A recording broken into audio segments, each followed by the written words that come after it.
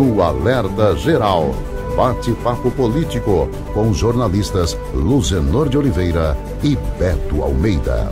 Uma novela que ainda não acabou, mas faz parte da agenda política porque tem repercussão na geração e manutenção de empregos e também nos cofres públicos. Eu falo da desoneração da folha salarial de empresas e dos municípios com até 156 mil habitantes. E nessa agenda, como conta agora o repórter Carlos Alberto, tem mais um capítulo. Acompanhe. O governo federal ainda não encontrou uma fonte de receita para compensar as perdas do INSS com a redução da alíquota previdenciária para empresas de 17 setores da economia e principalmente para os municípios com até 156 mil habitantes. O volume de recursos é da ordem de 18 bilhões de reais somente em 2024. Os municípios que recolhiam uma alíquota de 20% sobre a folha salarial pagam, desde janeiro deste ano, apenas 8%, o que nos cálculos do governo provoca um rombo de quase 10 bilhões de reais em 2024 nas contas da Previdência Social. Uma das alternativas para tapar esse buraco foi dada nesta segunda-feira pelo ministro da Secretaria de Relações Institucionais, Alexandre Padilha, que voltou a defender o aumento de até 1 ponto percentual da contribuição social sobre o lucro líquido para ajudar na compensação da desoneração. A proposta está sendo encabeçada pelo Ministério da Fazenda com o apoio da articulação política do governo, mas não encontra apoio no Congresso Nacional. A ideia é que esse aumento entre em vigor somente no caso das medidas de aumento de arrecadação propostas pelo governo não surtirem efeito no montante necessário para compensar a desoneração. O Congresso Nacional e o Executivo têm até o dia 11 de setembro para definir como será feita a compensação aos cofres do INSS com a desoneração da folha salarial. Com informações dos bastidores políticos, Carlos Alberto. A desoneração da folha salarial continua nessa agenda política porque o governo federal e o Congresso Nacional precisam cumprir o prazo estabelecido pelo Supremo Tribunal Federal para regulamentar até o dia 11 de setembro qual a origem do dinheiro para cobrir esse rombo nas contas do INSS em função da renúncia fiscal proporcionada por uma lei aprovada pelo Congresso Nacional. Como bem disse o Carlos Alberto, para os municípios com até 156 mil habitantes, a alíquota cai de 20% para 8%, enquanto para as empresas de 17 setores da economia, a alíquota foi transformada em uma contribuição sobre o lucro das empresas. Então, o Congresso Nacional está, nesse momento, negociando com o governo federal qual a origem, de onde será tirado esse dinheiro para cobrir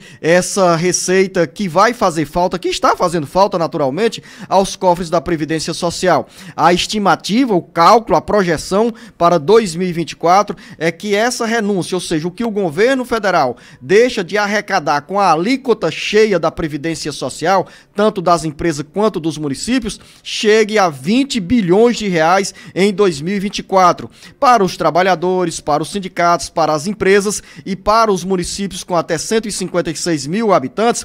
Essa lei está em vigência e não vai mudar nada até 2024, ou melhor, até 31 de dezembro de 2024. Os municípios continuarão recolhendo sobre a folha salarial uma alíquota de 8%, enquanto as empresas recolhem sobre o lucro líquido a cada exercício. Isso significa dizer que para o INSS serão 20 bilhões de reais a menos somente em 2024. Mas o Congresso Nacional, além de regulamentar esse aspecto da origem do dinheiro para cobrir esse buraco na receita, precisa também definir as regras da desoneração que terão novas normas a partir de 2025.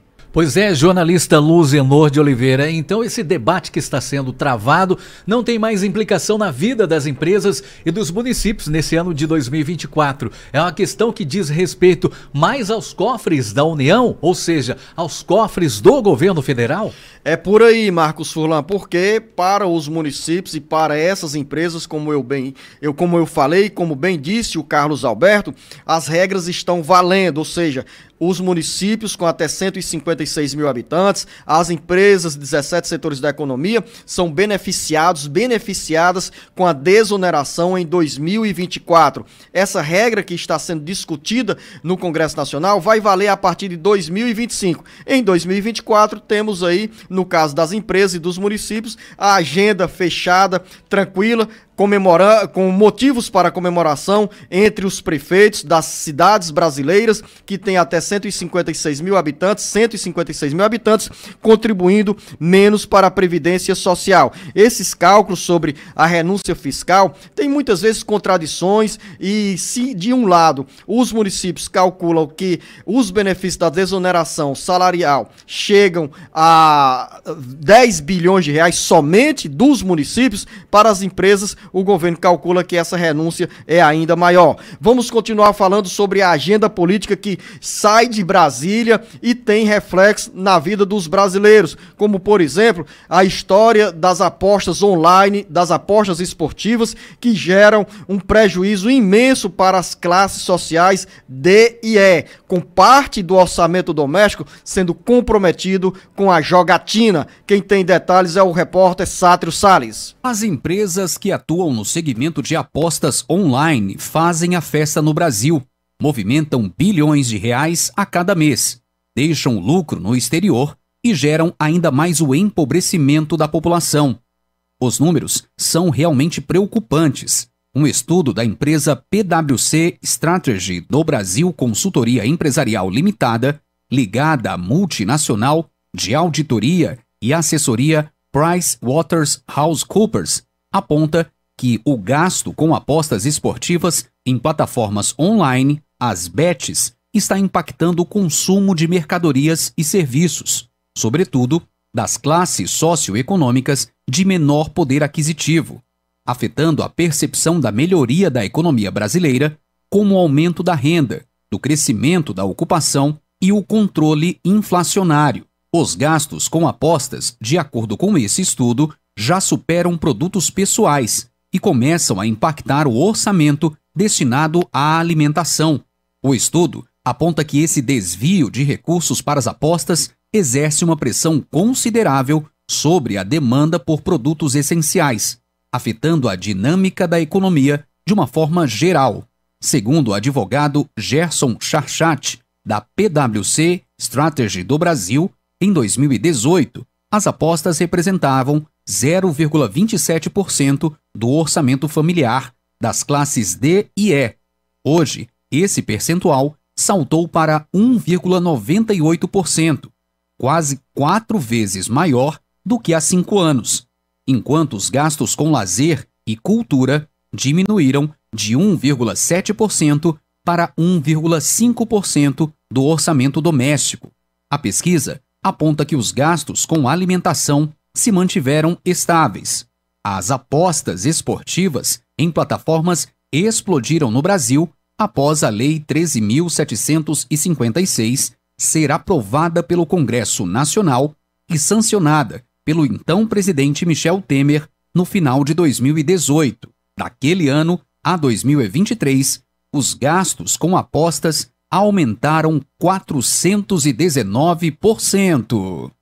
Com redação do site Ceará Agora, Sátiro Salles. Você é bombardeada 24 horas por dia com o assédio das empresas que atuam nessa área das apostas esportivas, e os efeitos são devastadores, tanto do ponto de vista orçamentário, como bem disse o Sátiro Salles, citando essa pesquisa, esse estudo, que mostra que em 5 anos o comprometimento do orçamento doméstico saiu de 0,27% para 1,98%. Anotei aqui esses dados no meu caderno, Marcos Furlan, porque você imagina o que é. As pessoas passam a jogar, tem um aplicativo aqui de fácil acesso, seja pelo computador, pelo smartphone, pelas plataformas digitais, pelo celular, e de repente quando chega a ilusão sobre um ganho a mais, você acaba tirando do próprio bolso ali, fazendo um Pix, fazendo a aposta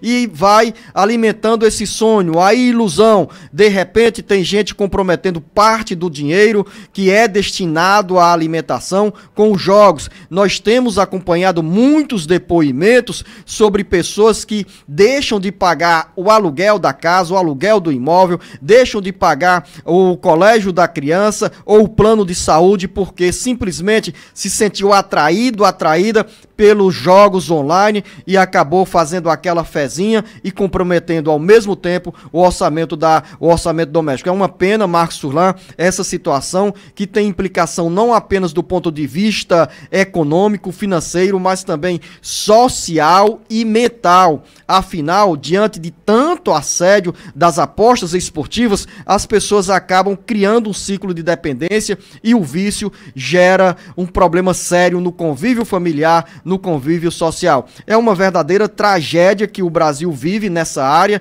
e que a tendência, infelizmente, com a frouxidão na legislação, é que nós tenhamos essas pessoas com esse orçamento ainda mais comprometido.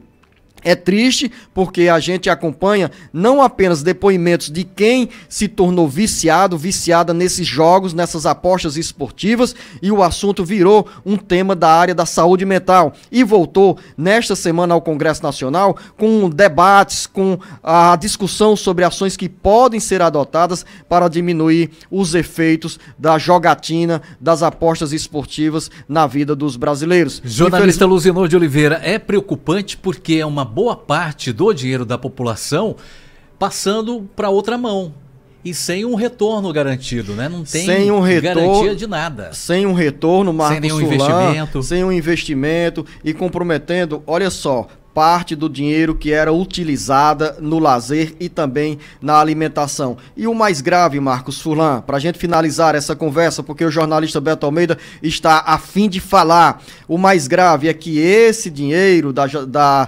jogatina, das apostas esportivas, do jogo online, Marcos, simplesmente vai para fora, vai para a matriz das empresas e não circula aqui no Brasil para gerar mais benefícios para a população, seja por meio da geração de empregos ou de outros benefícios gerados a partir da arrecadação tributária que é convertida em benefícios para a população. Chega o jornalista Beto Almeida com assuntos do bate-papo político, porque entra na reta final o prazo para os partidos fazerem o registro das candidaturas e de quem pretende disputar ou de quem vai disputar as eleições municipais. Jornalista Beto Almeida, bom dia!